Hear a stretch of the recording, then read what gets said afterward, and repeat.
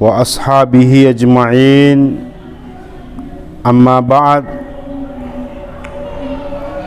Qala Allah Ta'ala fil Qur'anil Karim wa huwa asdaqul qailin.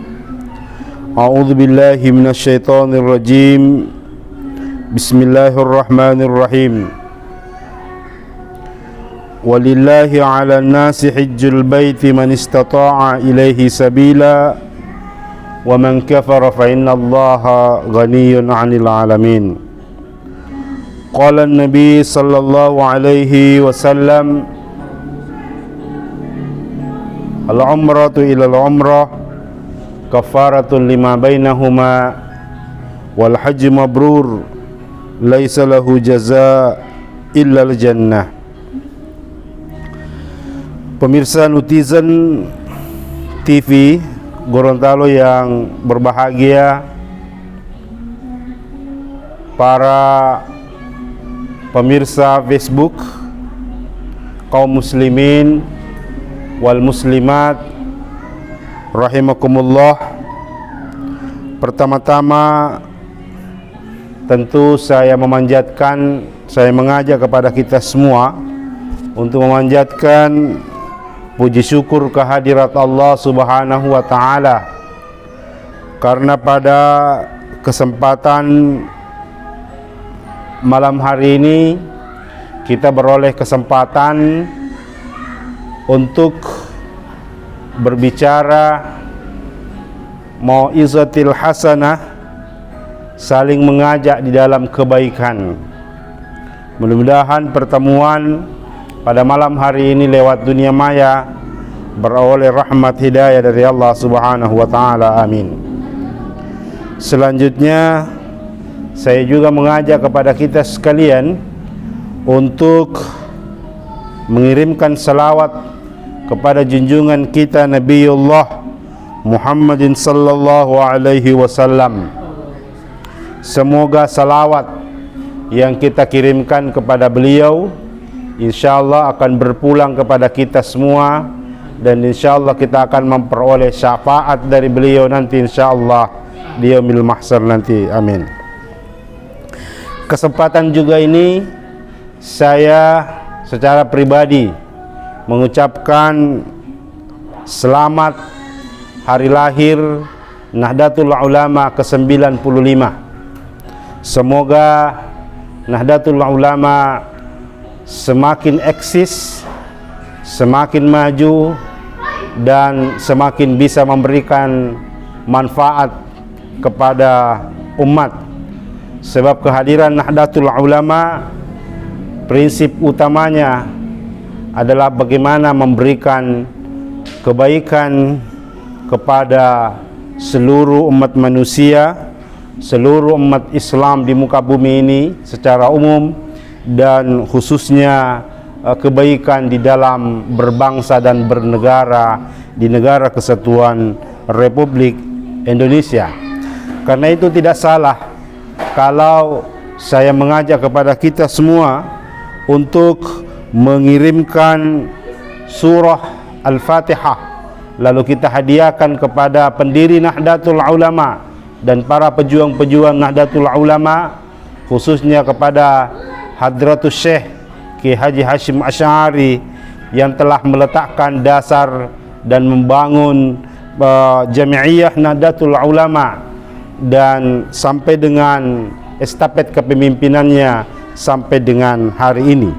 Ala hadhihi niyyah ila hadratin Nabi Mustafa Rasulillah sallallahu alaihi wasallam. Syaulillahi lahu al-Fatihah. Bismillahirrahmanirrahim. Alhamdulillahi rabbil alamin arrahmanir rahim maliki yaumiddin. Wa iyyaka nasta'in ihdinas siratal mustaqim.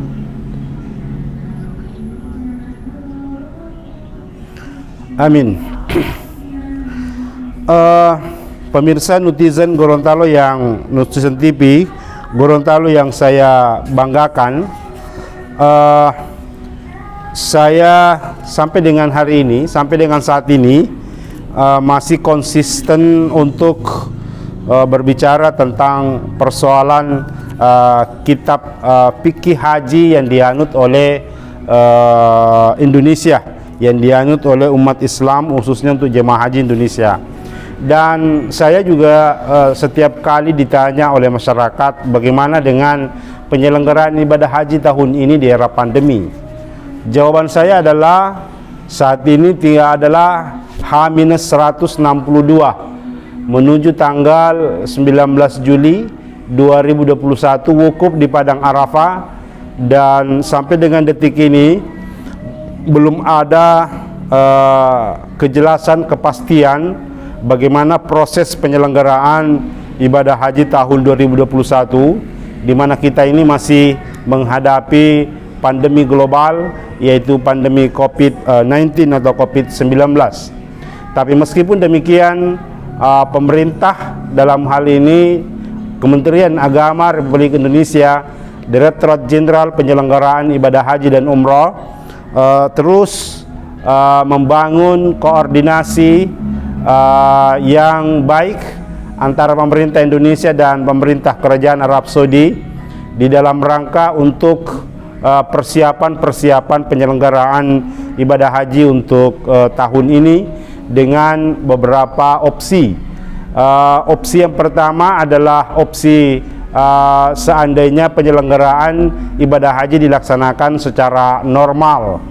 Yang kedua adalah opsi pembatasan, di mana kemungkinan besar akan berlaku usia 18 sampai dengan 50 tahun.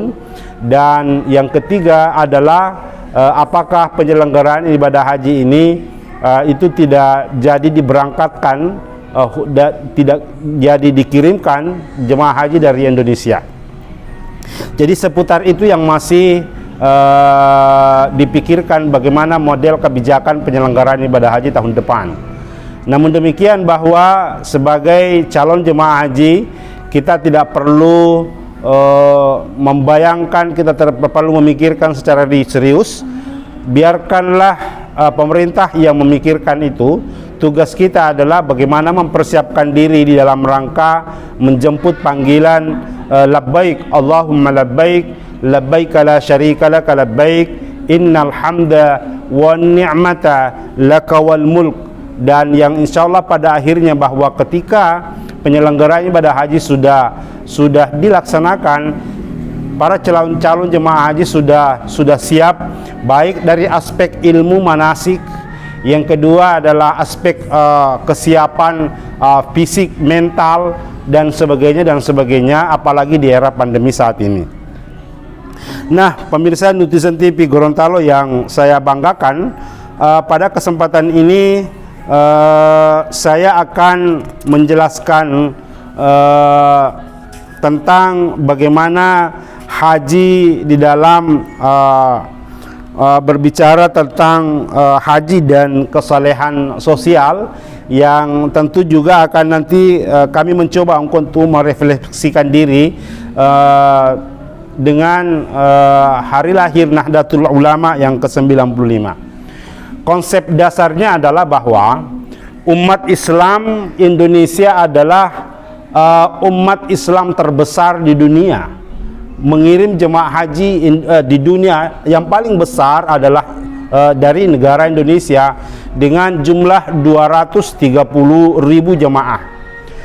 Dengan total jumlah penduduk saat ini yang tercatat oleh sensus terakhir itu 270 juta, maka setiap tahun Indonesia mengirimkan 230.000 jemaah haji.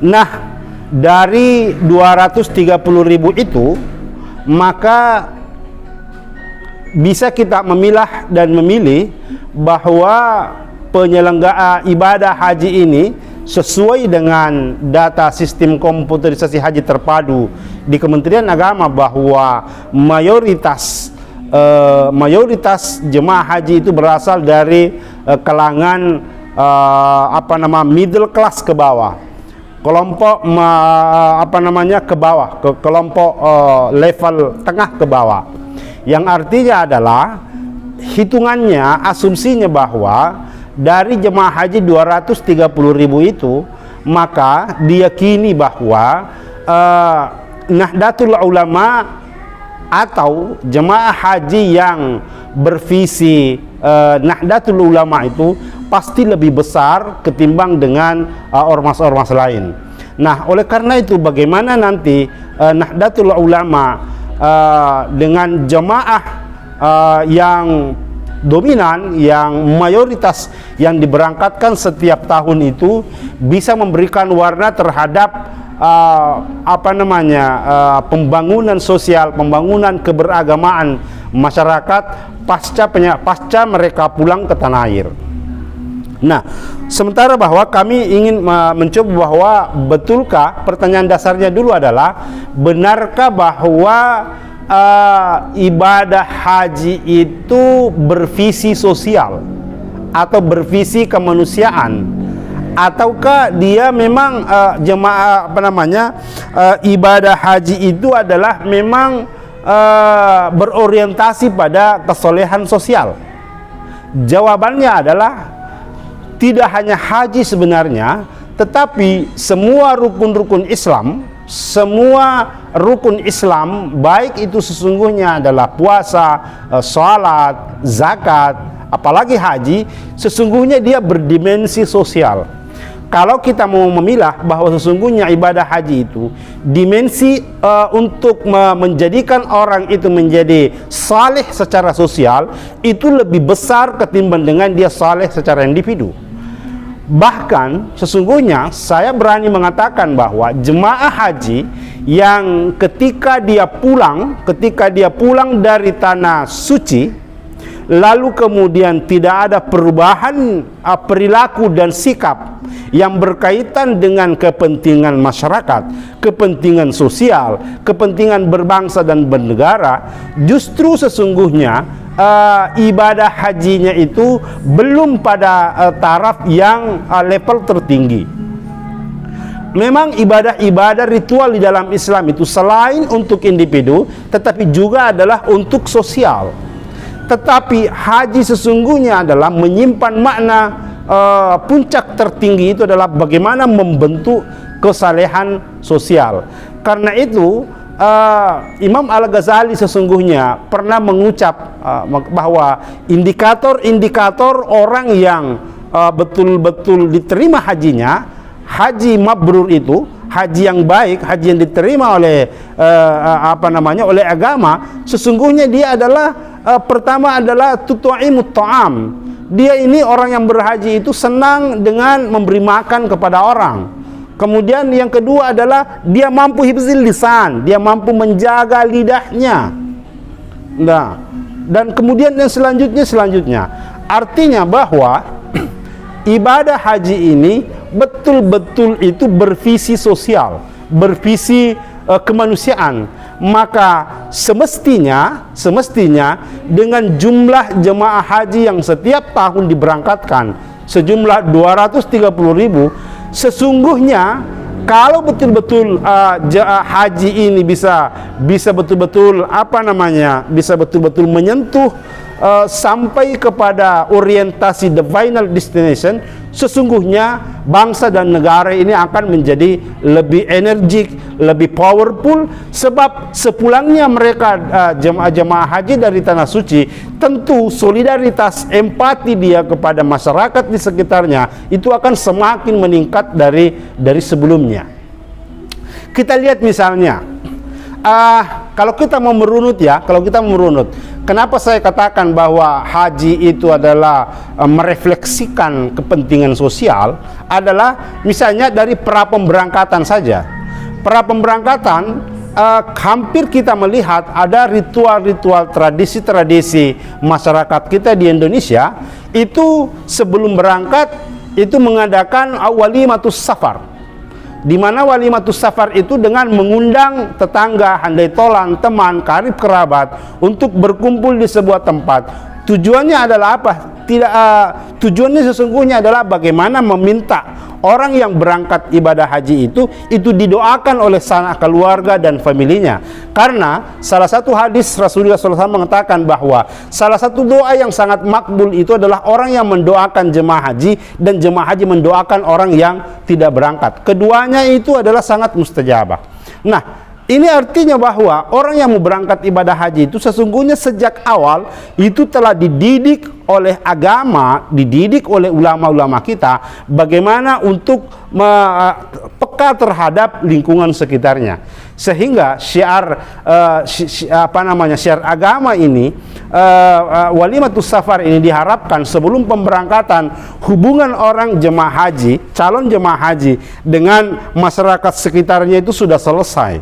Sudah selesai apa? Sangkutannya tentang mungkin sebelumnya ada sesuatu ketidakcocokan, ketidakbaikan di antara mereka, itu sudah bisa diselesaikan dengan saling memaafkan.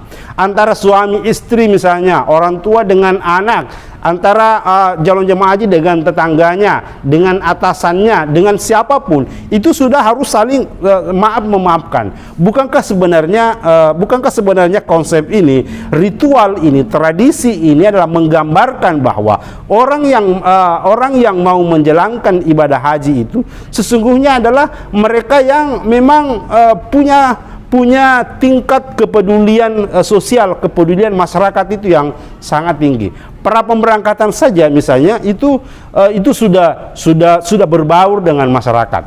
Artinya bahwa orang jemaah haji itu tidak menjadi dirinya sendiri, tidak mementingkan dirinya sendiri, meskipun yang dia mau datangi misalnya adalah tempat yang paling suci, yaitu misalnya Baitullah, tempat yang paling suci. Tetapi kemudian bahwa meskipun yang dia akan datangi adalah tempat yang suci, tetapi dia harus berangkat dulu, perjalanannya dulu adalah perjalanan dua arah. Artinya misalnya kalau jemaah kalau ketemu Tuhan di Mekah itu dianggap sebagai hubungan vertikal, maka sebelum dia berangkat dengan saling memaafkan, saling merelakan, saling mengikhlaskan, itu adalah sebenarnya hubungan horizontal. Artinya teorinya adalah untuk sampai kepada hubungan vertikal kepada Allah, jemaah haji sebelum harus khusyuk benar-benar melaksanakan ibadah hajinya ke Tuhan secara vertikal, maka dia harus selesai dulu hubungannya dengan secara sosial. Artinya ini adalah sesuatu yang jika dipahami oleh jemaah haji bahwa sesungguhnya dia berangkat itu adalah bukan hanya untuk menjadikan dia secara individu lebih baik, tetapi menjadikan dia untuk lebih bervisi kemanusiaan. Nah, selain dari itu misalnya pra pemberangkatan dalam proses pelaksanaan ibadah haji, rukun-rukun ibadah haji, mansikunnya, tempat-tempat penyelenggaraan ibadah haji itu juga syarat dengan dimensi sosial. Misalnya ketika jemaah haji sudah harus misalnya diundang masuk ke asrama haji sebagai tempat untuk memang starting pertama meninggalkan keluarga rumahnya itu masuk di asrama haji. Di sana juga di asrama haji itu sudah harus jemaah haji harus merelakan dirinya untuk turut dan patuh kepada aturan yang ditetapkan atas dirinya oleh panitia pemberangkatan misalnya. Jadi tidak serta-merta orang ketika dia mau beribadah lalu dia tidak konsen dengan misalnya aturan-aturan sosial, aturan-aturan kemasyarakatan.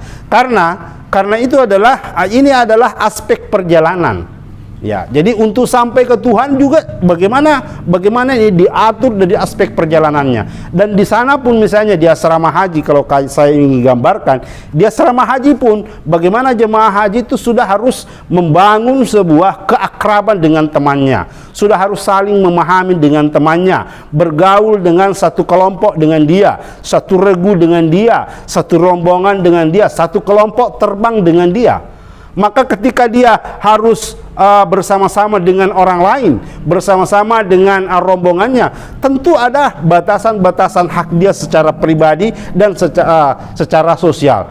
Ini adalah sebuah keseimbangan luar biasa. Jadi seolah-olah haji ini mengajarkan kepada kita semua bahwa haji itu adalah merupakan puncak tertinggi daripada al-arkanul Islam, tetapi sangat memperhatikan aspek sosial, menghormati hak dan kewajiban orang lain, menghormati dan menghargai kepentingan orang lain. Ini adalah luar biasa, dan ini adalah cara pendidikan, tarbiyah, bagaimana membuat karakter individu seorang yang betul-betul dianggap sebagai orang yang sudah mencapai tingkat kedewasaan beragama yang tinggi. Karena saya ingin katakan bahwa haji sesungguhnya adalah, kalau orang sudah melakukan ibadah haji, berarti tingkat kedewasaan beragamanya itu sudah sangat mapan ketimbang dengan orang lain. Karena sejak awal dia dididik bagaimana untuk mengasah diri secara individu, dari aspek akidah, dari aspek lain, dan kemudian dia juga harus dituntut memperhatikan orang lain. Nah, ketika misalnya sudah diarak masuk ke pesawat misalnya, satu kelompok terbang, di sana pun dia harus beradaptasi dengan tanggung jawab dia, keselamatan dia, tidak hanya dirinya tetapi juga keselamatan satu kelompok terbang 450. Apa di situ? Kewajiban dia harus mentaati peraturan-peraturan penerbangan. Nah, ini juga adalah jangan dianggap ini adalah bukan aspek agama.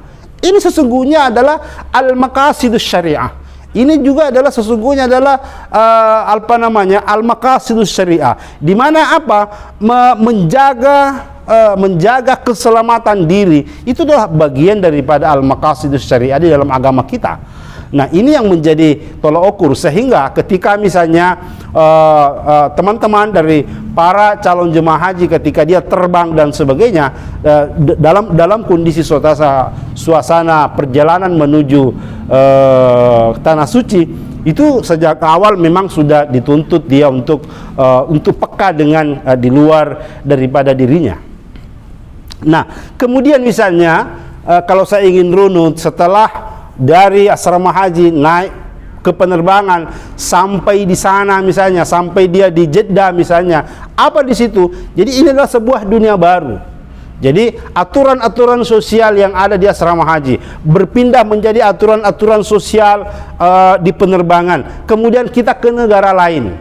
Jangan diharap bahwa sesungguhnya jemaah haji ini sesungguhnya adalah merupakan tamu-tamu Allah, duyufullah, duyufur rahman, di mana dia akan menginjakkan sebuah negeri yang suci, yaitu Mekah dan Madinah. Maka di situ juga dia harus beradaptasi dengan regulasi, ketentuan, syarat dan sebagainya di negeri orang. Nah, ini juga adalah bagian bagaimana orang yang beragama, orang yang orang berhaji itu tidak serta-merta dengan mengatakan bahwa saya ini tamu Allah dan saya sudah tidak peduli dengan orang lain. Jadi sekali lagi, sejak awal memang jemaah haji ini sudah dididik bagaimana hubungan-hubungan sosial itu dia harus menjadi lebih baik. Maka dalam makna itu dia adalah merupakan sudah saleh secara sosial. Nah, ketika misalnya jemaah haji memulai dengan niat ihram di Jeddah, ketika misalnya dia mau melaksanakan ibadah haji dengan cara yang tamattu, dengan mendahulukan umroh ketimbang dengan haji, tentu dia harus berniat di Jeddah misalnya, lalu kemudian dia ke tawaf. Nah, kemudian kalau misalnya mereka masuk di pelataran Ka'bah, lalu dia tawaf misalnya, apa di situ? Tawaf itu sesungguhnya adalah sebuah pergerakan kemanusiaan, pergerakan manusia dari satu titik yang namanya Hajar Aswad, lalu kemudian dia berhenti di titik yang sama, yaitu Hajar Aswad. Tetapi dalam pergerakan yang sangat dinamis itu, dari Hajar Aswad kembali lagi ke Hajar Aswad, itu proses-prosesnya itu tentu melalui begitu banyak ribuan manusia yang ada di situ. Nah, ketika orang menganggap bahwa ini ibadah lalu dia egois, pasti dalam keegoisan dia beragama, pasti dia akan menyakiti sesama saudaranya yang ketika juga melaksanakan ibadah tawaf. Makanya etika ketika melaksanakan ibadah tawaf itu adalah tidak boleh mendorong teman, tidak boleh menginjak orang, tidak boleh memaksakan diri lalu kemudian mencelakakan orang lain. Ini sesungguhnya adalah sebuah konsep di mana di tawaf sendiri pun, pelaksanaan tawaf itu, manusia atau jemaah haji juga dituntut bagaimana dia harus lebih peka dengan orang lain. Bagaimana misalnya sementara di dalam tawaf ada saudaranya yang lagi kesulitan, yang lagi sakit, tidak boleh serta-merta dia mengatakan bahwa saya ini hanya mementingkan diri saya dengan Tuhan, saya hanya fokus mau beribadah, sementara temannya yang ada di depannya itu memerlukan bantuan. Ini adalah cara berhaji, cara beragama yang tidak betul. Ketika di perjalanan pun sementara dia tawaf, dia temukan temannya yang bermasalah, temannya yang lagi kesulitan, lalu dia tidak membantu. Bahkan justru sesungguhnya saya ingin katakan bahwa selama dia beribadah secara khusus, misalnya selama dia mengitari tawaf, bergerak secara dinamis tawaf, lalu ada temannya yang memerlukan bantuan, maka sesungguhnya pada saat itu dia sesungguhnya berhadapan pada dua hukum fikih. Apa itu? Wajib menolong teman. Menolong teman adalah sebuah kewajiban, sementara menyelesaikan putaran ibadah dia secara tawaf itu adalah merupakan sebuah sunat. Artinya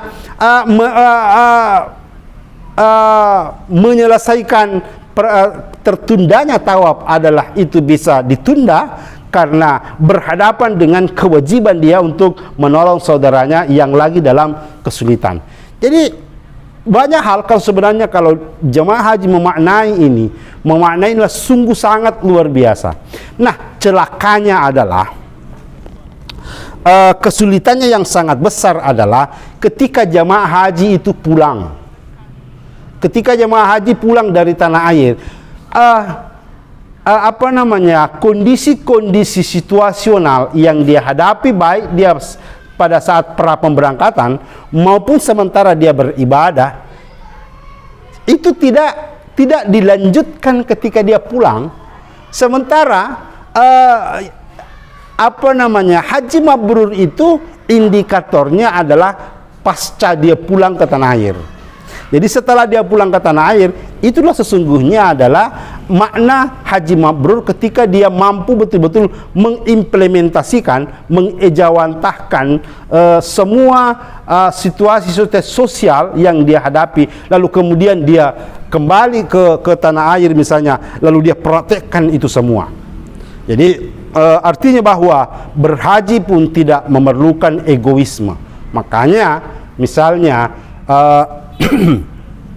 mencium Hajar Aswad itu misalnya adalah hukumnya boleh, mubah. Ada yang mengatakan sunat, tapi tidak ada yang mengatakan mencium Hajar Aswad itulah sebuah kewajiban, di mana kalau tidak bercium itu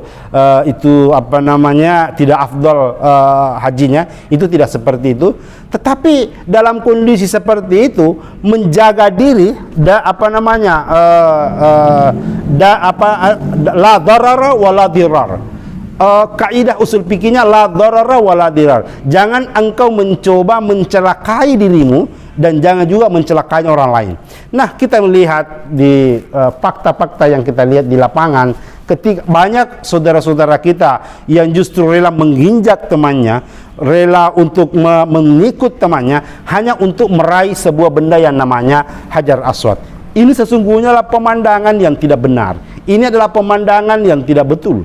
Sebab afdoliyahnya haji itu bukan tidak seperti itu. Maka saya mengatakan bahwa orang yang berpikir tidak mencium hajar aswad demi untuk mempersilahkan orang lain untuk supaya lebih mudah dia mencium hajar aswad, justru dia ini hajinya lebih afdol yang tidak mencium hajar aswad ketimbang dengan mereka yang mencium hajar aswad. Ini sesungguhnya adalah luar biasa ini. Haji ini luar biasa dimensi sosialnya.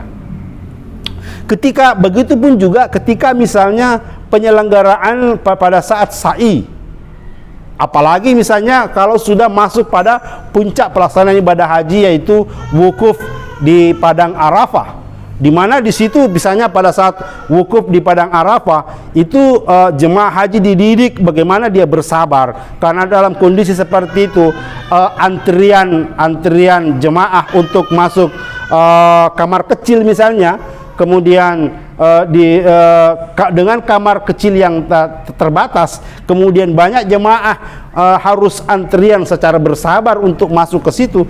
Ini juga adalah sebuah pendidikan sosial yang luar biasa. Artinya ini adalah tidak boleh mementingkan diri sendiri.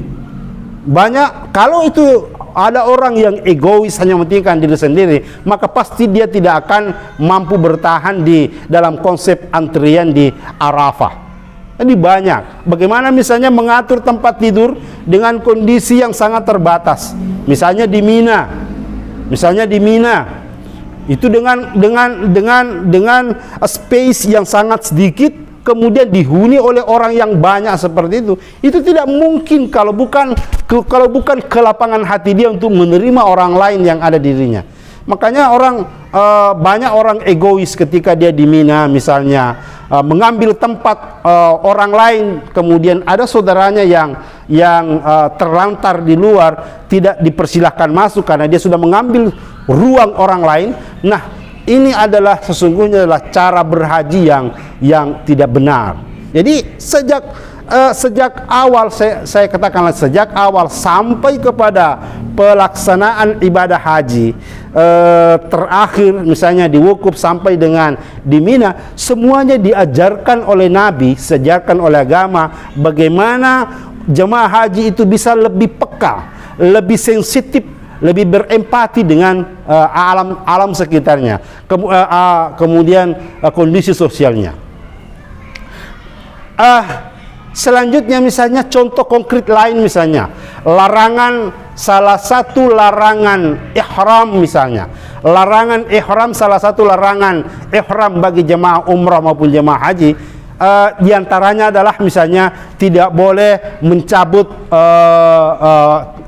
tumbuh-tumbuhan, tidak boleh membunuh binatang.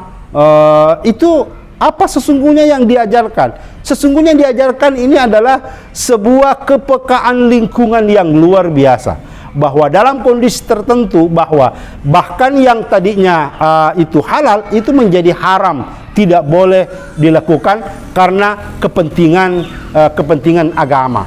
Jadi nanti jemaah haji ketika dia pulang misalnya ke tanah air, dia akan lebih arif dan bijak di dalam mengelola lingkungan misalnya. Itu banyak sekali dicontohkan. Kenapa misalnya ihram itu harus tidak boleh membunuh binatang, tidak boleh membunuh pohon-pohonan dan tumbuh-tumbuhan. Padahal sesungguhnya kalau kita mau pikir apa hubungannya antara orang beragama dengan misalnya memotong ranting pohon? Apa hubungannya?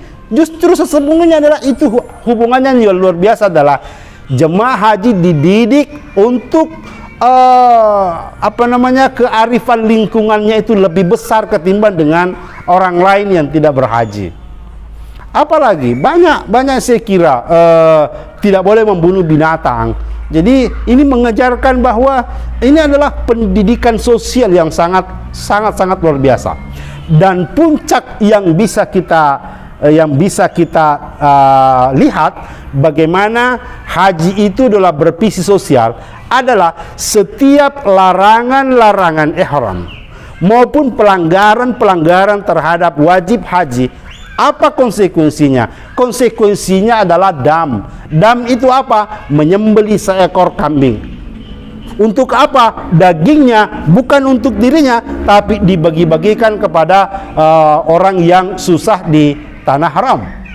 Jadi kalau kita mau pikir ya, pelanggaran larangan ihram, misalnya tadi, misalnya tidak boleh mencabut tumbuh-tumbuhan, lalu kemudian dia sengaja mencabut tumbuh-tumbuhan, tetapi dendanya adalah justru kepada dampaknya kepada orang lain. Jadi pelanggaran individu yang dia lakukan, tetapi dendanya itu adalah berpisi kemanusiaan, menyembelih seekor kambing. Jadi semua larangan-larangan ihram maupun larangan-larangan terhadap pelanggaran wajib haji, semuanya adalah menyembelih seekor kambing. Artinya apa? Ini adalah bagaimana melatih sesungguhnya jemaah haji itu adalah bagaimana peka dengan keteraturan yang Allah berikan kepada dia, dan kemudian kalau dia tidak taat tetap maka dampaknya adalah perbaikan sosial.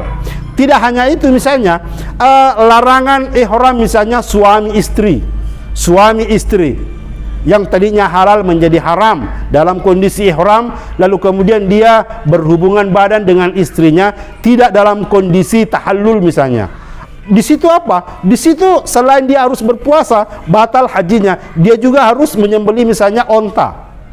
Untuk apa? Lebih besar pelanggaran yang dilakukan, lebih besar denda yang dia harus berikan, dan lebih besar dampaknya kepada masyarakat. Dagingnya itu dibagikan. Nah, pemirsa netizen TV Gorontalo yang saya hormati, saya banggakan, apa yang saya sampaikan tadi mulai dari awal sampai dengan pembicaraan saya yang barusan terakhir ini, dengan konsep bahwa jemaah haji yang paling besar di seluruh dunia ini adalah jemaah haji Indonesia, sejumlah 230.000 orang.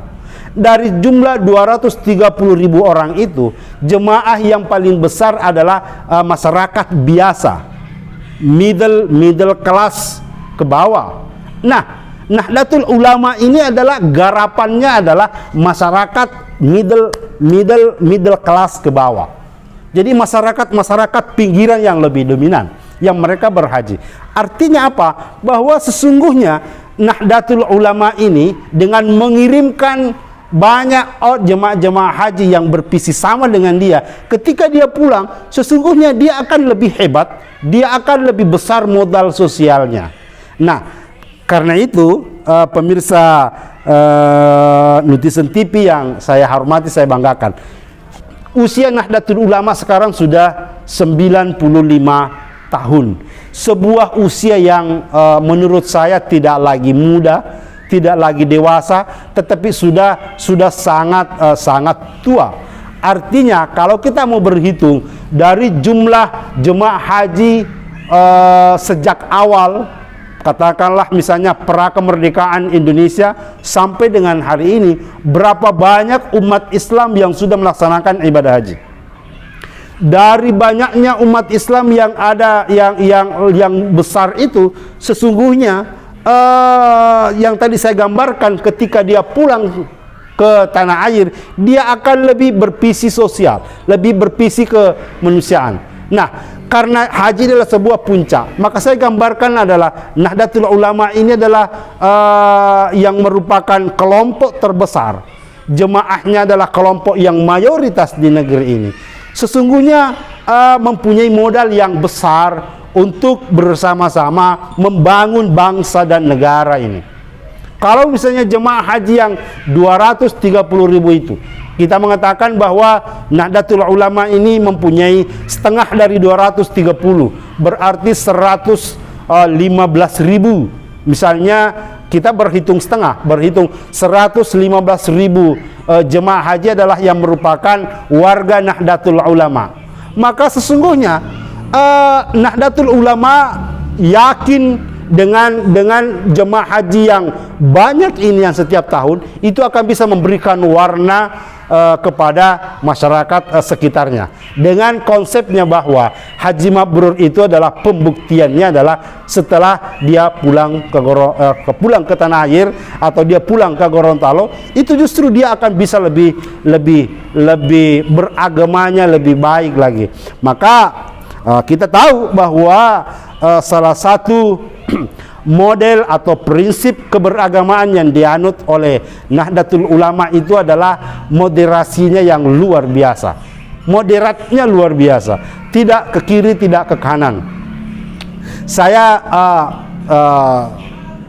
pernah mendengar atau seringkali kiai-kiai kami di Nahdlatul Ulama atau katakanlah ketua umum Kiai Haji Said Agil Siraj, profesor, itu menyatakan bahwa menjadi orang yang sangat kiri itu gampang, menjadi orang yang sangat kanan itu gampang, tetapi menjadi orang yang di tengah-tengah itu yang luar biasa sulitnya. Untuk menjadi muslim yang keras misalnya, cukup mengatakan ini halal, ini haram, ini bid'ah, ini musyrik, ini kafir, gampang. Dengan mudah kita bisa menyatakan seperti itu. Tetapi misalnya untuk yang menjadi orang yang liberal pun misalnya dengan mengatakan bahwa semua agama ini modelnya adalah seperti ini dan sebagainya, itu juga gampang. Tapi menjadi muslim yang di tengah-tengah, menjadi muslim yang di tengah-tengah, di mana dia bervisi kemanusiaan, ummatan wasatan misalnya, bagaimana menjadi umat yang di tengah-tengah, itu sangat luar biasa sulitnya. Maka jemaah haji misalnya ketika dia lagi sudah pulang ke tanah air, sesungguhnya diharapkan dia akan menjadi umat Islam yang moderat. Maka disinilah pentingnya di hari lahir Nahdlatul Ulama yang sudah mencapai umur 95 ini, diharapkan untuk lebih mampu menciptakan generasi-generasi haji yang lebih moderat, generasi-generasi haji yang tidak ekstrim, tidak radikal, karena haji mengajarkan orang untuk selalu rukun, untuk selalu karena banyaknya perbedaan pendapat di kalangan fuqaha tentang haji, dia harus menghargai orang pendapatnya ketika dia dia berhaji. Makanya misalnya perkumpulan haji itu adalah perkumpulan seluruh mazhab di dunia. Maka ketika dia pulang tidak langsung dia harus melakukan perubahan yang tadinya mungkin pandangannya sempit menjadi lebih luas, lebih komprehensif ketika dia melihat sesuatu ketika dia pulang. Bukankah sebenarnya inilah konsep yang ditawarkan oleh Nahdlatul Ulama dengan bervisi bahwa Islam yang baik di Indonesia ini adalah Islam yang moderat, Islam yang tidak radikal, Islam yang tidak ekstrim, Islam yang tidak sangat ke kiri dan juga tidak ke kanan, tapi dia adalah berada di tengah-tengah. Dan jemaah haji sebenarnya sudah merasakan itu, mempraktekkan itu, bagaimana dia menghargai pandangan orang lain. Karena kalau kita lihat Indonesia ini sesungguhnya adalah mayoritas berfikih mazhab Syafi'i. Penelitian teman-teman di perguruan tinggi menyatakan hampir 75% konsep beragamanya orang di Indonesia ini adalah ala Syafi'i. Tapi ketika dia berada di tanah suci, itu Hambalinya muncul, Malikinya muncul, Hanafinya muncul, Imam Syafi'inya juga muncul. Nah, ketika dia pulang, justru dia harus lebih mencerahkan ke masyarakat, mencerahkan ke publik. Jadi artinya ini adalah dalam rangka Nahdlatul Ulama yang ke-95 ini diharapkan untuk lebih hebat lagi bervisi kemanusiaan dengan Islam wasatan, Islam nusantaranya, Islam moderatnya, Islam yang bervisi kemanusiaan, saleh secara sosial. Karena sesungguhnya inilah yang diharapkan oleh agama, bagaimana menjadi pribadi-pribadi yang tidak hanya saleh secara individu, tetapi lebih dari itu dia juga harus saleh secara sosial. Karena itu gelar yang dijematkan oleh Indonesia, jadi saya katakan bahwa satu-satunya negara yang memiliki tingkat penghargaan kepada mereka yang sudah melaksanakan ibadah haji adalah Indonesia. Makanya gelar haji itu nanti hanya bisa kita dapatkan di Indonesia. Karena apa? Bagaimana penghargaan publik, penghargaan umat, penghargaan masyarakat kepada mereka yang sudah melaksanakan ibadah haji. Tentu ini tentu ini juga harus dibarengi dengan sikap beragama yang lebih arif, lebih dewasa, lebih bijak, lebih moderat, dan sebagainya dan sebagainya. Dan Nahdlatul Ulama yang memiliki konsep yang sama